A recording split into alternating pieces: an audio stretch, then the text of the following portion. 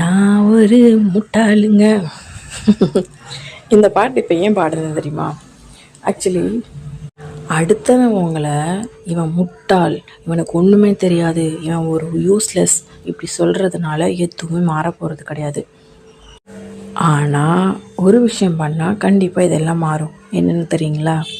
உங்கள் குறைகள் என்னென்னு நீங்கள் தெரிஞ்சுக்கிறதுனால.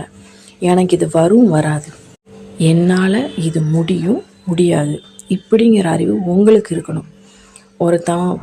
ஒரு தப்பான மோட்டிவ் கொடுத்து இந்த இடத்துல நீ இன்வெஸ்ட் பண்ணால் நீ லாபம் சம்பாதிக்கலாம், கோடீஸ்வரன் ஆயிடலான்னு உங்களை ஆசை காட்டலாம். ஆனால் இது நிஜமாகவே பண்ணால் எனக்கு லாபமா? இது நான் என்னோட இத்தனை வருஷம் உழைப்பு தூக்கி அதில் போடுறதுனால என் லைஃப் சேஃபாக இருக்குமா இருக்காதா இப்படிங்கிற எல்லா கேள்விக்கும் சுய புத்தியோடு யோசிக்கிற அளவுக்கு தான் நம்ம நிஜமாகவே கெப்பாசிட்டியான ஆள் தான். ஆனால் அதை பண்ணாமல் அடுத்தவன் என்ன சொல்கிறான்னு யோசித்து நம்மளை இப்போ ஸ்பால் பண்ணிகிட்ருக்கோம். ஸோ நீங்கள் என்ன எடுத்தாலும் சரி, என்ன முடிவுகளாக இருந்தாலும் சரி, உங்களுக்கு முடியுமா முடியாதா?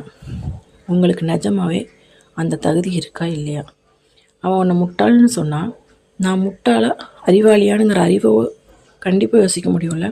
இந்த விஷயத்தில் எனக்கு நாலேஜ் இருக்குது, இந்த விஷயத்தில் எனக்கு நாலேஜ் இல்லை அப்படிங்கிற தெளிவான தெளிவுக்கு வாங்க. நீங்கள் முட்டாள்னு ஒத்துக்கிறதுனால இங்கே எதுவும் குறைஞ்சி போகிறதில்ல.